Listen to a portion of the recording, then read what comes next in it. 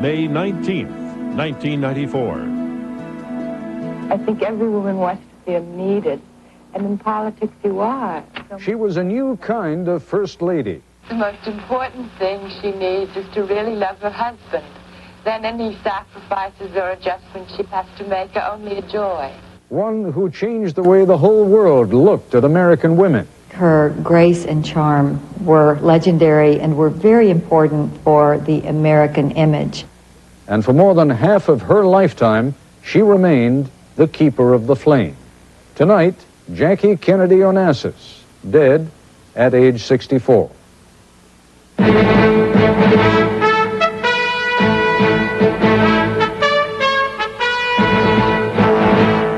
This is ABC News Nightline. Reporting from Washington, Ted Koppel. Jacqueline Kennedy Onassis died only a few moments ago, this evening at 10:15 Eastern Time at the age of 64. She left New York Hospital Cornell Medical Center in New York City just yesterday. Doctors had told her there was nothing more they could do to treat her lymph cancer and that it had spread to her liver. According to one newspaper report, Mrs. Onassis was also suffering from pneumonia and refused to take antibiotics. So she went home to her Fifth Avenue apartment to die. She spent her last hours surrounded by members of her immediate family, her children, John and Carolyn, her brother-in-law, Ted Kennedy. Standing by now outside Mrs. Onassis' home is ABC correspondent Bob Jamieson. Bob, how did the final word come? Ted, Mrs. Onassis' longtime spokesperson and longtime friend Nancy Tuckerman confirmed that she died at 10:15 this evening, about an hour and 20 minutes ago, in her Fifth Avenue apartment just across the street from Central Park, where she was photographed only Sunday with her longtime companion Maurice Templesman. He was at her bedside when she died, along with 36-year-old Caroline, the mother of her 3 grandchildren, and her son John. Other members of the family were there, and the actress Daryl Hannah, who is John Kennedy's friend.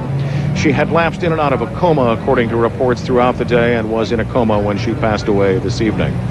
Various family members came and went all day long from this Fifth Avenue apartment, as did just common people who dropped off prayers and notes of good wishes. Senator Edward Kennedy, who spent about an hour and a half this evening with his sister-in-law, left with his wife Victoria and said, "We hope to see Mrs. Onassis tomorrow." Her sister-in-law, Ethel Kennedy, the widow of Robert F. Kennedy, who was also Mrs. Kennedy's close friend, said that the apartment was filled with love. Others expressed the fortitude which Mrs. Kennedy showed in her last hours.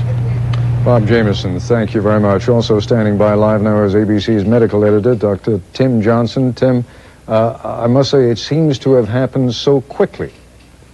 Well, in fact, in the category of cancer that she had, the so-called non-Hodgkin's lymphoma, approximately 50% of people will be alive 5 years after the time of diagnosis. In her particular case, death occurred within about 4 months after the time of diagnosis, so it was unusually rapid. Now, we don't know if, in fact, the cancer was more advanced at the time it was announced 4 months ago than we were led to believe at that point, but she appeared certainly to have one of the more rapidly progressive forms of lymphoma. She clearly knew that she was dying when she asked to leave the hospital yesterday, but as I noted a moment ago, the Times reported this morning that she also had pneumonia, that she had refused antibiotics. Would that have made a difference if she had taken, would that have kept her alive any longer? It's very possible that antibiotics might have prolonged the dying process by a matter of some days, and indeed, if that is the fact that she refused them, that was probably a decision to say that she wanted to die quickly and without prolonging the dying process. Tim Johnson, thanks very much. For more than 30 years now, Jackie O, as she came to be known, has been something of a walking contradiction. She was, arguably, the best-known woman in the world. But think about it. What is the last thing you remember her saying or writing? She did make a very few public appearances for the sake of promoting an occasional cause, but she endured that most curious form of celebrityhood. She suffered her fame largely in silence. Her comings and goings were endlessly tracked, and yet most of us knew absolutely nothing about her. Nothing, that is, after that dreadful day in November of 1963, the day that Jack Kennedy was assassinated. That day, that moment, are, as Sam Donaldson remembers, frozen in the minds of all Americans who were alive and aware at the time. President cars now turning onto Elm Street, and it will be only a matter of minutes. It was a savage moment that day in Dallas. For the woman who was both wife and first lady, a moment of uncomprehending horror.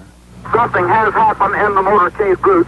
For the nation and the world, a weekend of disbelief and profound sorrow. Against this backdrop of tragedy, it became a transcending time for Jacqueline Kennedy. A time when she rose from the backstage of history to a central role that few could have predicted she would play so well. She had a strong feeling. She had a strong way of reacting in all the time that I was with her. And so it doesn't surprise me that she handled it that way. But Pierre Salinger, then the White House press secretary, remembers.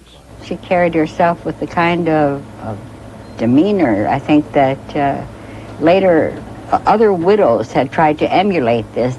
So does Helen Thomas, then as now a reporter covering the White House. She was graceful, and she was under tremendous pressure. David Brinkley remembers also. Why did the president go to Dallas, after all? Lyndon Johnson persuaded him to go, because you will recall that John Kennedy barely won the election at all, and he almost lost Texas. So the Kennedys came to Dallas on November 22nd, 1963, and got into an open car with Texas Governor John Connally and his wife Nellie. The crowds lining the motorcade route were large and friendly. I turned to him and said, Mr. President, you can't say Dallas doesn't love you, because they were just screaming and yelling, and for both of them, not just him. The motorcade turned onto Elm Street, drove past the Texas School Book Depository building, and the screams of delight turned to screams of horror as Lee Harvey Oswald fired his 3 shots. Nellie Connally, cradling her wounded husband John in her arms, remembers Mrs. Kennedy's first words. The first thing she said was, Jack, what have they done to you? That broke my heart. I knew what they had done to him by then. The famous Zapruder film shows that Mrs. Kennedy clambered onto the trunk of the limousine. She was saved from falling by Secret Service agent Clint Hill. The motorcade raced to Parkland Hospital, where Governor Connally survived. It was too late for the president. My heart broke for her because I knew there was no going back for her. The children and I did have 30 more years with John Connally. She and her children did not have that 30 years. Not only was it over for the Kennedys, it was over for the country. There was a new president. And at that moment came the first of those acts by Jacqueline Kennedy that made such an indelible impression. Mrs. Kennedy stood with her husband's successor, Lyndon Johnson, as he took the oath of office in the cramped cabin of Air Force One as it sat on the tarmac at Dallas's Love Field. When Air Force One arrived back at Andrews Air Force Base outside of Washington, the casket was taken off the plane by hydraulic lift. Mrs. Kennedy rode with it. United Press International White House reporter Helen Thomas was there. Well, it was one of the saddest scenes that I think I've ever seen in American history, or certainly since I've covered the White House. It seemed the whole town converged on Andrews, all the congressional leaders and everything that was waiting for hours. Mrs. Kennedy rode with her husband's body to Bethesda Naval Medical Center, where the autopsy was performed. At 3 o'clock the next morning, they all came back to the White House. And even though she was emotionally and physically exhausted, Mrs. Kennedy began to plan her husband's public farewell. The first thing she said to the curator at the White House, he said, Mrs. Kennedy, is there anything I can do for you? And she said, yes, find out how Lincoln was buried. She began to plan, but Pierre Salinger, who had flown all night to get back from an official trip, recalls her thoughts were not just of herself and her dead husband. As I arrived, there was a small mass going on in the East Room of the White House. Jackie was there. And it was amazing to me as she came up to me afterwards and put her arm around me and said, you know, Pierre, you've had a terrible day. Why don't you spend the night here in the White House? I had never spent the night in the White House. The president's casket rested in the White House East Room until Sunday, when it was taken to the Capitol to lie in the Great Rotunda, Mrs. Kennedy walking with it up the marble steps of the East Front. Inside, she kissed the flag-draped coffin. But again, she was mixing a strong image for the public her husband had led, with private thoughts for those who had served with him. About 48 hours after John was killed, she went to every top advisor to the president and handed them a package. In other words, she had gone into his private things and found things that she thought that each one of them would like to have to remember John Kennedy. And I still have mine. It's a cigar with JFK on it, where he put 2 cigars in because he was a cigar smoker. And she had different things for everyone so that they would be linked to John Kennedy for the rest of their life. During that weekend, she seemed to be thinking about history and thinking about a public farewell for her husband that would help solidify his place in history. Is that fair? That's fair. There were 2 things she was thinking about. She was thinking about that, but in one conversation I had with her, there was something else that she was thinking about that was really very deep into her heart. How am I going to get these 2 little kids to live a normal life and come out of this disaster as good kids who can really go forward in life? The funeral was on Monday. French President Charles de Gaulle and scores of other world leaders walked up Connecticut Avenue to attend. And at St. Matthew's Cathedral came the most memorable picture of the day, the picture that would tear the heart out of all who saw it. Young John Kennedy Jr., who that very day turned 3, saluted his father's casket. I was standing on the steps at St. Matthew's Cathedral when Mrs. Kennedy, first the casket was being carried out. She was walking behind the casket holding John's hand, and she sort of bent down to him, and he saluted. It was a scene nobody has ever forgotten. How can you forget a little boy saluting his father's funeral? Can't. The whole country, I think, there was a collective sob when they saw that. Everybody was in tears, everyone in town, as far as I could see, including myself. From the church, the motorcade went to Arlington Cemetery, to the spot on the hill where John Kennedy had once stood and said this was where he might want to spend eternity. Mrs. Kennedy lighted the eternal flame, a symbol that for those who lived it and those who loved it, the Kennedy presidency would never die. As for herself, over the 4 days in November that began in Dallas, Jacqueline Kennedy had changed her public image forever. She was no longer seen as a not very busy, not very publicly involved figure who concentrated on clothes and so on, as a real woman who had been through hell and survived it. Been through hell? Yes.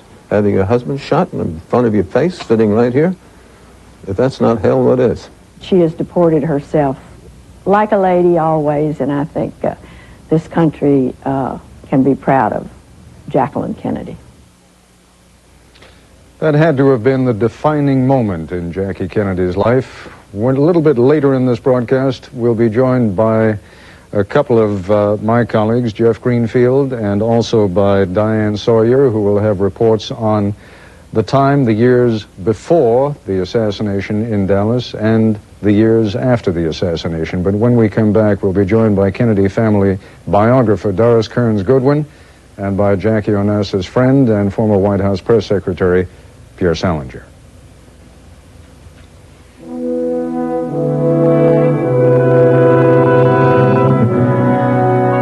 This is ABC News Nightline, brought to you by True Value. With millions of Americans still enjoying the convenience of their local True Value, it's clear a lot of folks can't be bothered traveling to one of those out-of-the-way hardware warehouses. It's True Value's spring sale. Get a Lufkin power tape for just $6.97 and a Rubbermaid trash can for only $7.77. Price check, aisle 300, please.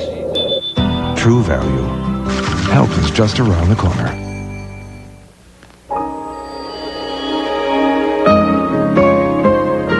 It's only natural that children look to their parents for answers. So to help you explain why some things that may be fine for adults aren't right for children, Anheuser-Busch offers Family Talk, free advice from professionals to use with your kids while they're still learning to be grown up. And their favorite teacher is you. Let's stop underage drinking before it starts. It's America's #1 home wrecker, money. Why don't we talk about it? Why do we fight about it? What you need to know to avoid losing everything. Friday. It's turn back the clock days at your Toyota dealers, because right now, you can get a great Toyota Touch lease on a dependable new Toyota car for less money per month than you could have 4 years ago. Whether it's a sporty new Celica, Corolla, or even Camry, the best car built in the U.S., you can lease it for less than in 1990. Now that's something you don't hear very often. But you'd better hurry, because your local Toyota dealer can't offer the lowest lease payments in 4 years forever.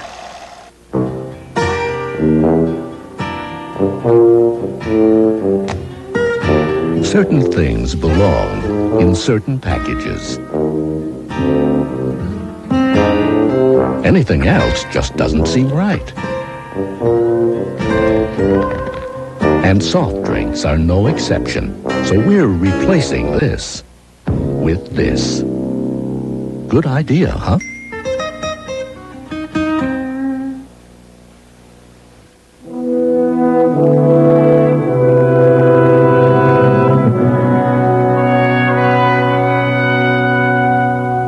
To those of you who may be joining us late, you should know that at 10:15 this evening Eastern Time, Jacqueline Kennedy Onassis died in her New York City apartment. She was 64. Joining us now from our Boston Bureau is Kennedy family biographer Doris Kearns Goodwin, and from our Washington Bureau, Pierre Salinger, who was press secretary to President Kennedy and remained a close friend of Jackie Kennedy Onassis. She was, and Doris, let me begin with you, she was something of a paradox in that she was, in many respects, one of the best known, if not the best known woman in the world, and yet we knew very little about her. Talk about her, talk about the non-public image during the years that she was at the White House. You know, the interesting thing is, I think precisely because she remained so aloof, because she wouldn't allow the world to enter unless she wanted it to enter, that's where that enduring fascination and mystery comes.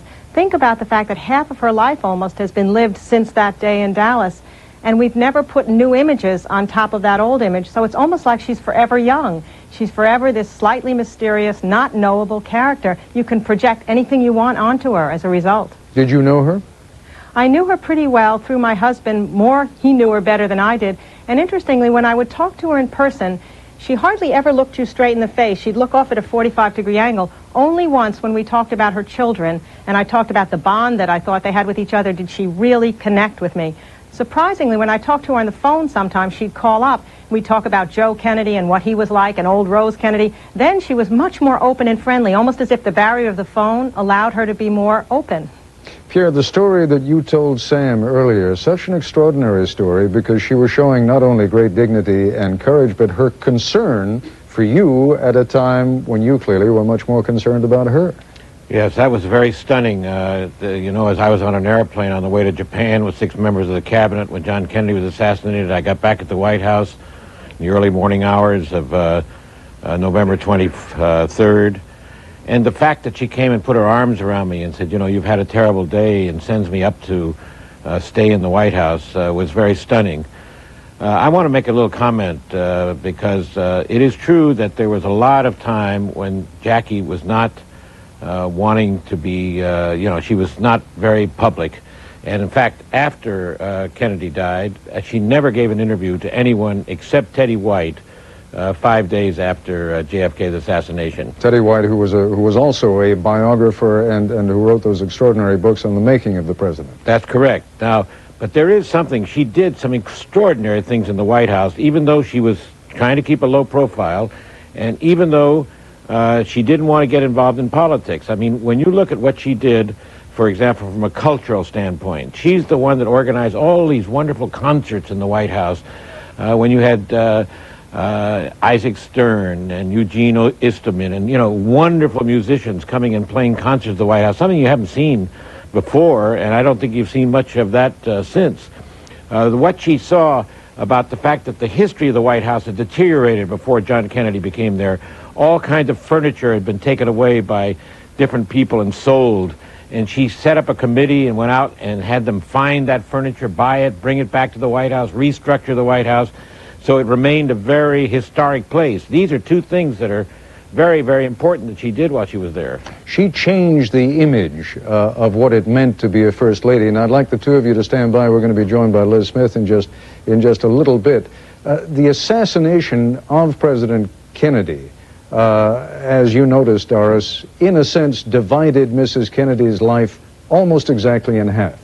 As much as she craved anonymity in the years after Jack Kennedy's death, she put a remarkable public stamp on the role of First Lady during the years that she served in the White House. And Jeff Greenfield reminds us that Jackie Kennedy represented as much of a change in her way as Jack Kennedy did in his.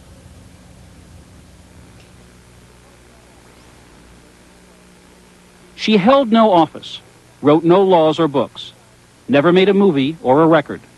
And when she died today, she had been for more than 30 years the most famous woman in the world. Why? Because she was married to a president of the United States?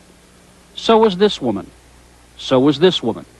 They were first ladies, not icons. In fact, it was in part because she followed them that she first became so compelling a public figure.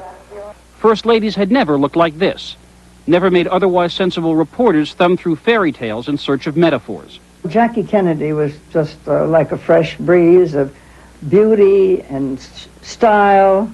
They moved the glamour capital of America from Hollywood to Washington. The Kennedy campaign had been uneasy about her, the daughter of Park Avenue blue bloods, the Queen Deb of the year, the young woman who rode to horses and who shopped in the boutiques of Paris. How would she play in Kenosha, Wisconsin and Wheeling, West Virginia? Your baby due before Inauguration Day? When's Inauguration Day? Very well, it turned out. Heartland America saw her not as someone to resent, but to emulate. New York Times columnist Anna Quindlen was 8 years old. It changed the entire way my mother dressed.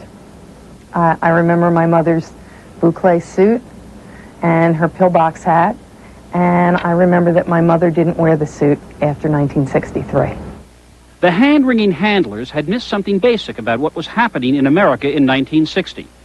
The young men who had won the war and the young women they had married were coming to power in the richest, most powerful country in the world. Yet it was a time when our first family looked like this, when the first family of our global rival looked like this. A 31-year-old first lady who looked like this was every bit as much a generational leap as the triumph of the youngest elected president in history. She was kind of a role model. And the thing about her was she was so independent. Remember, before that, there was Mamie Eisenhower. In my mind, most of the women, the first ladies, really got their identity through their husband. Jackie Kennedy had her own identity. I just think that everything in the White House should be the best. The entertainment that's given here. And if it's an American company that you can help, I like to do that. If it's not, just as long as it's the best. And her celebration of artistic excellence and social glitter was seen not as snobism, but as a celebration of American self-confidence. No more were we the country cousins of Europe. This piano was designed by Franklin Roosevelt with the eagle support. And this is the end of the room where Pablo Casals played for us. When she gave a televised tour of the White House in 1962, carried on all three networks to an audience of some 50 million, it was as much a breakthrough back then as when a later First Lady took on major policy tasks. This little chest was left by President Van Buren to his grandson. By 1962, Americans considered her the most admired woman in the world, and her husband could joke about the crowds that mobbed her abroad. I do not think it altogether inappropriate to introduce myself to this audience. I am the man who accompanied Jacqueline Kennedy to Paris, and I've enjoyed it. By 1963, the Kennedy family portrait, carefully framed by an image-conscious White House, had become a major political asset. So was her presence at his side, which is why she was in Dallas on that November Friday, when she became part of the most indelible shared memory of our time.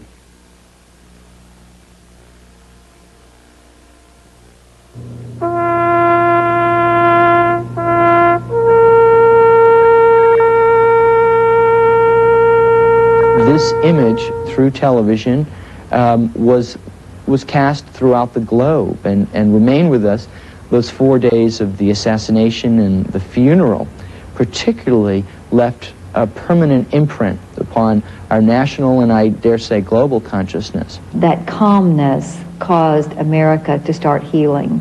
and all of us who were young and who thought it was the tragedy of the century were able to cope better because she was coping. And then we knew who she was supposed to be, the woman who was at our leader's side when he fell. She was supposed to be the keeper of the flame, locked forever in that one awful moment. This was what we demanded of her. And when she chose otherwise, it almost seemed a betrayal. How could she go into court to stop a writer from telling the story of the assassination? Martyred women are not supposed to do that. And how could she marry anyone else, much less an aging foreign billionaire? But she did not choose to live as a figure frozen in an American tableau. She raised her children. She went to work as a book editor. She entertained the next generation's young president. But she did remain constant in another way. There was about her, as there was with few other famous people, a permanent sense of class. She was the most private public figure that I think the world has ever known. And to carry that off required, I think, strength of character that all of us recognize.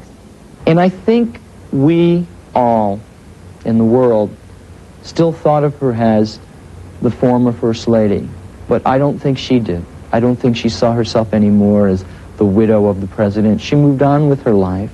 But we could not move on, which is why this is much more than the death of a former First Lady. She went out on the back of the car, and you looked at her and you thought, this is all that's left. And you saw her on the plane with the blood on her skirt, and you thought, this is all that's left. And now it's gone. Her death has hit home so hard more than 30 years after she left the White House because of what she brought to that house, because of how she left it, and because of how that leaving left us. I'm Jeff Greenfield for Nightline in New York. Again, Jacqueline Kennedy Onassis died this evening at the age of 64. It was 10:15 when she died in her Park Avenue apartment in New York. When we come back, we will be joined by syndicated columnist Liz Smith and rejoined by Pierre Salinger and by Doris Kearns Goodwin.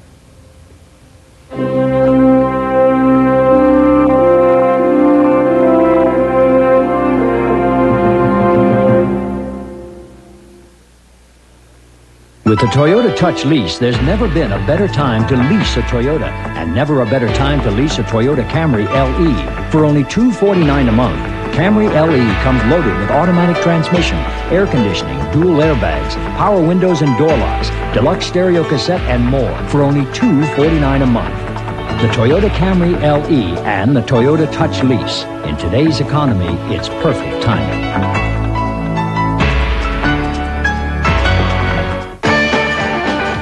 Jump on it. Go for it. Grab it before it's too late.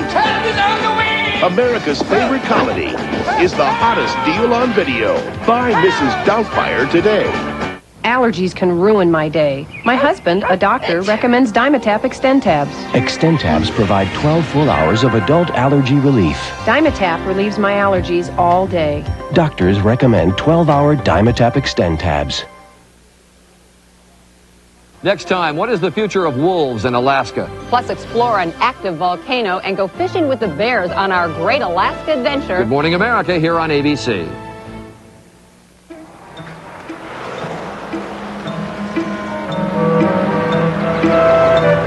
You're gonna miss the bus. Don't do it. You'll miss the bus. You're gonna miss that bus. McDonald's doesn't just make breakfast fresh, hot, and delicious. At McDonald's, we make breakfast fast. Which one is what you get? What I tell you, she missed the bus. At McDonald's today. Gonna take to the streets and spend some time on the road. I need a truck that'll take me where I wanna go. I need a Dodge, Dodge. A 4x4, a 4x2, yeah. New Dodge Ram is changing all of the rules, yeah. Dodge, from America's truck stop, Dodge. Overall, Dodge carries the most power, the most safety features of any line of pickups on the planet. At America's Truck Stop, your Dodge dealer. Is it the sun? No. This isn't a suntan, it's a super tan. Estee Lauder's new sunless tanner with a natural fruit acid. Our fastest self-tan ever. Our most natural looking yet. New super tan with fruit acid for face and for body. This collection includes fruition, 2 lipsticks, and a beach bag, just $17.50 with any Estee Lauder purchase. Come find it now at Dillard's.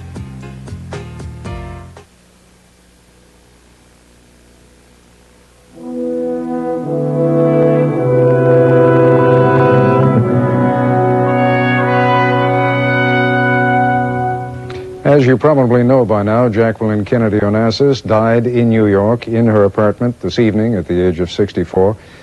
We have just received a tape-recorded statement from the woman who succeeded Mrs. Kennedy in the White House as First Lady, Lady Bird Johnson. Lady Bird Johnson issued this tape this evening. We have not yet heard it, but we play it for you now. In times of hope, she captured our hearts. In tragedy, her courage helped salve a nation's grief. She was an image of beauty and romance and leaves an empty place in the world as I have known it. We shared a unique time, and I always thought of her as my friend. I feel a poignant, personal sense of loss, and a larger one for the nation. Lady Bird Johnson, who issued that statement this evening. We are joined now again by my old friend Pierre Salinger, who was White House press secretary under President Kennedy, by Doris Kearns Goodwin, an old friend of the Kennedys. Her husband worked for the Kennedys. She is a Kennedy biographer. And by society writer Liz Smith, who has been covering the life of Jackie Kennedy Onassis for decades. She joins us now. Is it really decades, Liz? Have you been? It is, Ted. It's almost impossible for me to think that I won't ever have another story to write about her except this one today. She was the most towering public figure for a woman who was not a movie star, not a scientist, not some aviator who flew the Pacific. She was just herself. She had so much class and beauty.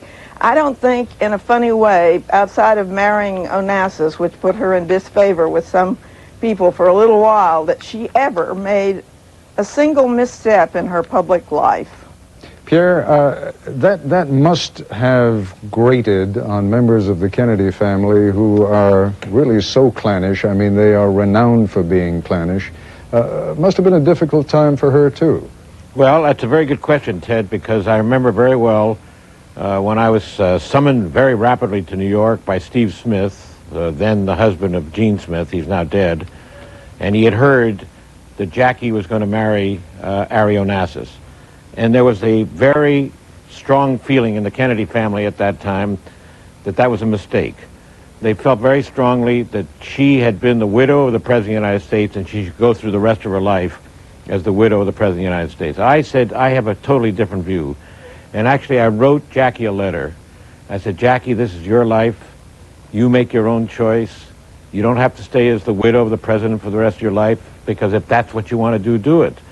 And she did. But the interesting thing about that was that in that marriage thing, the same links went on because she got into some crises during that wedding. And probably one of the most important was when the son of Aristotle Onassis was killed in a helicopter crash. You'll remember that, in early 1973. She called me the next day. I had just gone to work for a French magazine called L'Express, and she said, I need you very badly. What do you want? I want you to come on a ship and go across the Atlantic with me because Ari is in terrible shape. I need you to kind of get him back in shape. So you could see that no matter whether she was linked to the Kennedy family and now to the Onassis family, she still had her links back to the old days of the Kennedy days. Always turn back. Why do you, I mean, one of the things that, of course, we can never forget, but you can overlook at a moment like this, is that there was, of course, another great tragedy just before she married Ari Onassis, and that was that her brother-in-law, Bobby Kennedy, was also assassinated, and she was terribly afraid then at that point, wasn't she? She was terribly afraid. There's no question about that, and she was very shaken by it. And you know, that all these things that have happened in the Kennedy family have had an enormous impact on those who are in the family and those who are linked to the family. What was the relationship, Liz, in later years I mean, clearly, everyone has come together again, as people in the Kennedy family seem to do in times of tragedy and crisis. But what was the relationship with other members of the Kennedy family in those years during the marriage and immediately after the marriage to Onassis, after he died? Well, you know, I think that she ran away in a way after Bobby was killed. I think she thought Onassis would protect her and there would be some privacy and isolation so her children wouldn't just grow up in this fishbowl.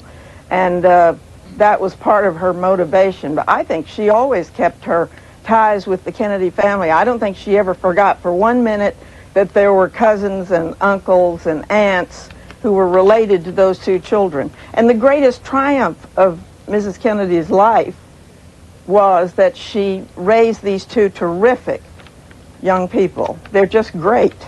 Doris Kearns Goodwin, talk just for a moment about the subject that Pierre was discussing a moment ago, and that is the sense that Jackie Kennedy owed it to the nation, owed it to the family, owed it to the Kennedy name, in effect to spend the rest of her life being the keeper of the flame, the widow.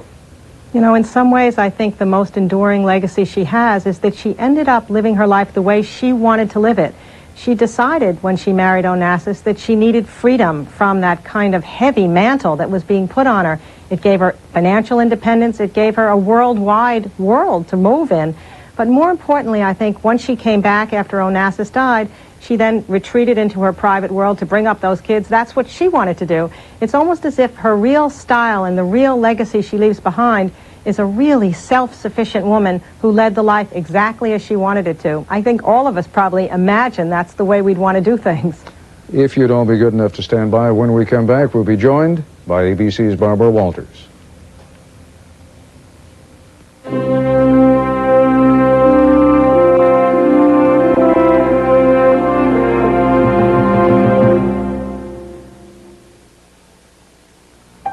What is it about Ford Taurus that makes it America's best-selling car? Is it Taurus SHO with its amazing handling and 24-valve, 220-horsepower performance, its driver-oriented interior, or the unique ways SHO finds to reward the driver like no other performance sedan? Ford Taurus SHO, another reason why Taurus is the best-selling car in America. Again. Okay, it's fixed. You sure? Looks a little strange. Oh, I've done this before. Watch.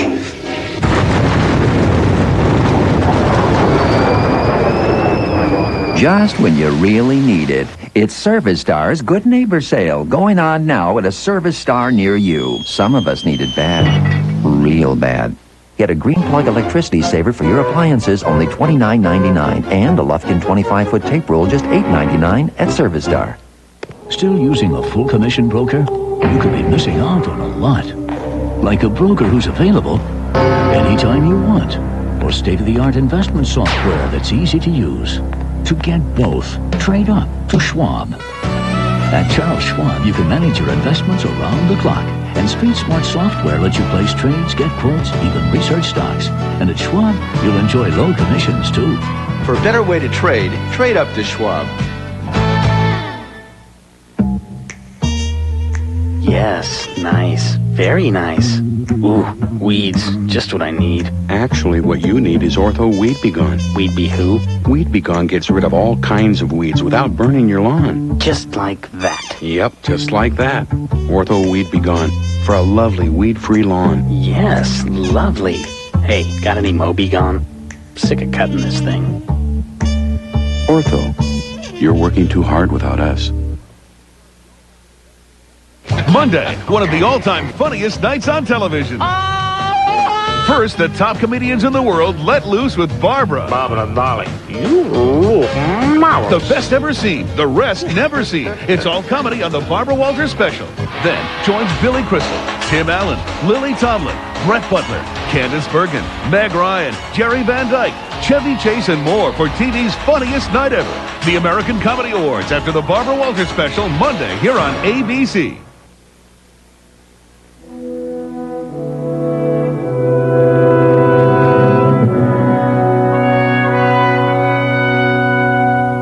Jackie Kennedy Onassis is dead at the age of 64. Just about 15 minutes ago, the White House released a written statement. Forgive me while I put my glasses on and I will read it to you. Jacqueline Kennedy Onassis was a model of courage and dignity for all Americans and all the world. More than any other woman of her time, she captivated our nation and the world with her intellect, her elegance, and her grace. Even in the face of impossible tragedy, she carried the grief of her family and our entire nation with a power that somehow reassured all of us who mourned. We hope that Mrs. Onassis' children, John and Caroline, and her grandchildren find solace in the extraordinary contributions that she made to our country. Our thoughts and prayers are with them as we grieve with the passing of such a cherished friend. That was the statement from President and Mrs. Clinton this evening from the White House, the statement released at midnight. Joining me now is an old friend and colleague, Barbara Walters. Barbara, you knew them both well, but tell me about this woman who, as I mentioned just a few moments ago, was on the one hand so well known throughout the world, and yet in so many ways the rest of us didn't know her at all. You did. Yes, I want to just comment a little bit on the message from the White House, because you know, I was on my way in, so I don't know whether this was said, but Mrs. Onassis became very close to Mrs. Clinton. She visited the White House several times and had tea with Mrs. Clinton. Two very different women. Jackie Kennedy, at the time that she was in the White House, was the opposite, really, of a Mrs. Clinton, worrying about the house, the flowers, the correct food. She brought the French food into the White House. In style, they were very different. I went on that, what was then a very famous trip to India with her. She rarely talked to reporters, never did in her life. But we all admire her no matter what. Year after year, she was on the most admired woman list. Because of that dignity, because of that mystery, I never heard her raise her voice. It was always that little quiet voice. I want to comment also on what Doris Kearns said. I don't think that she lived her life exactly as she wanted. Lord knows she would have lived it with Jack Kennedy. She adored him. She had said that the years at the White House were her happiest years because she was able to spend more time with him. The Onassis marriage was a disaster. Whatever she expected from it didn't happen. The years after, she really then did withdraw into herself and her close friends. Her friends were at her bedside, people she knew from the Jack Kennedy days, Mrs. Charles Wrightsman, Mrs. Paul Mellon, the friends of 25 and 30 years ago, her happiest times. And I think if we admire her the most, it was not just for what she accomplished in the White House, but it was for that dignity, that elegance that is missing so much from our lives today. You know, Barbara, what is so difficult to remember is that when she was in the White House, and I'm speaking now as someone who has a 30-year-old daughter, and I still think of her as my kid, right? Jackie Kennedy at that time wasn't much older. She was in her early 30s, right? Yes. Yes, with you know, little babies at that point, and going through the kind of thing that the nation understood when she lost that third child, little Patrick. I mean, that was devastating for the family. And it was at that point, after she lost that baby, that in order to make her forget things, she went off on this cruise with her sister, Lee Radziwill, who at that time was having a bit of a romance with Onassis, and that's when she met him. And that became the next stage of her life. It was almost ironic that that's how it began. Talk about the last 10, 15 years, though. She worked as a publishing house editor. She worked part-time as an editor, mostly in cultural endeavors, a book on Martha Graham, for example, a lovely book. She spent her summers, she took the summers off and spent them in Martha's Vineyard. Always had one great big open house in the summer. You asked about the family, and all the family then would come. The family, perhaps, that she didn't see all year long, that is the Kennedy family. Rose Kennedy, who was still alive, was not there, but the rest of the family was. So that was the big outing. I think that these were very happy, peaceful lives.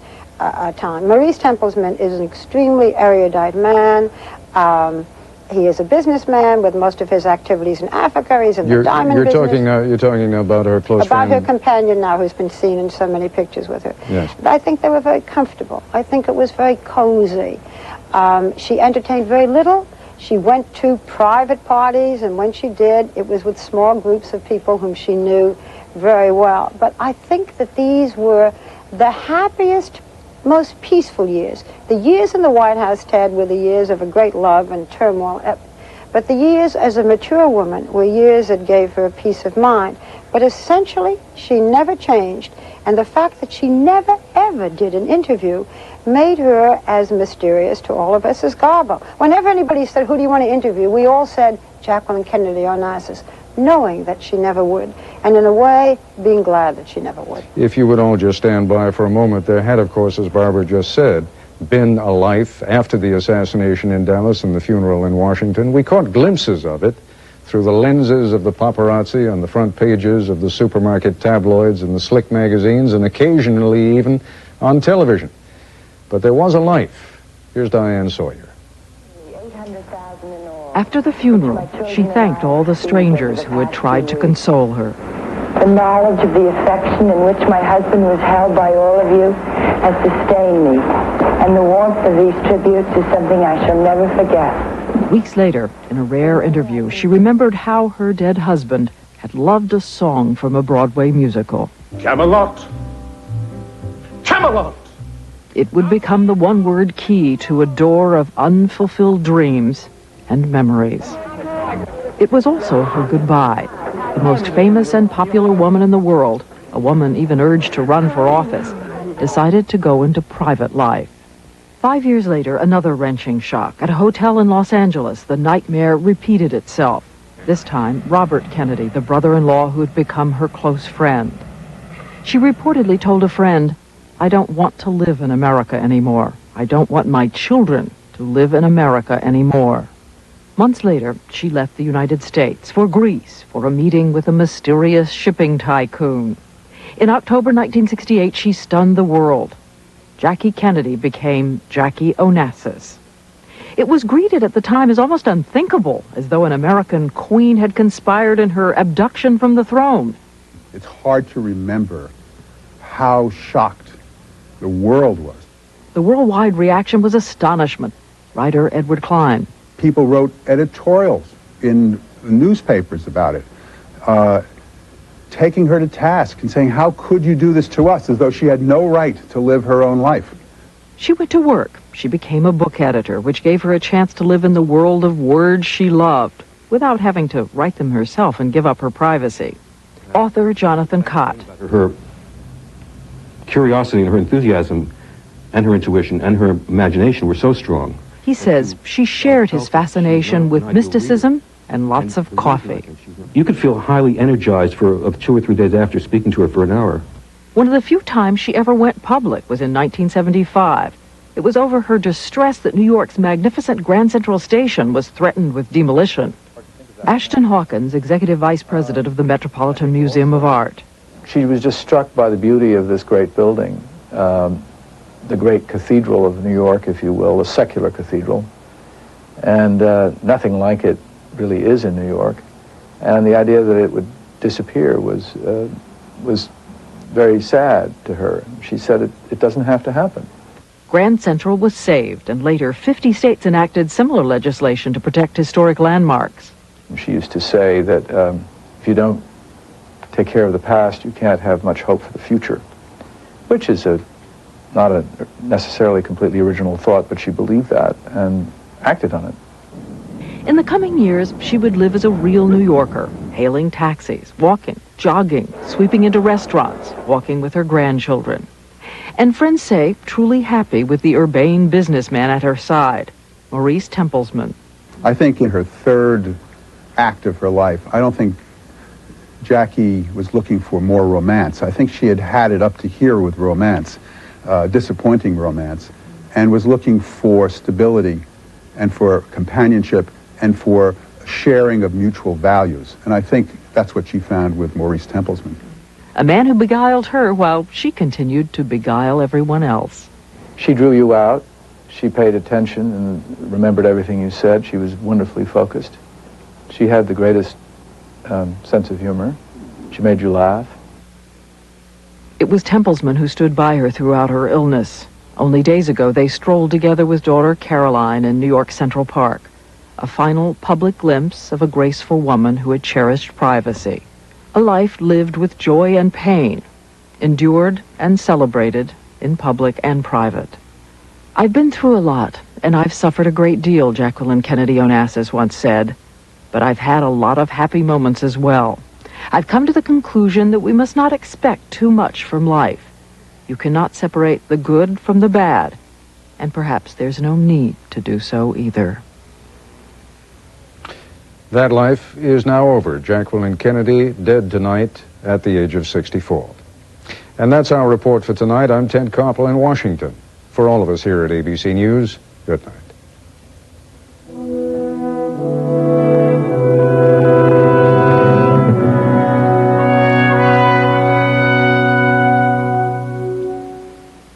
Nightline is a presentation of ABC News. More Americans get their news from ABC News than from any other source. Saturday. You're not worried about earthquakes? Should I be? Separate fact from fiction with host Martin Sheen. Earthquakes, the terrifying truth. Then it's once-in-a-lifetime pairings. Man, that's pretty. Like Elvis and Frank to TV's most popular series. Your hosts include Tim Allen on the 40th anniversary of ABC. After Earthquakes, the terrifying truth, Saturday.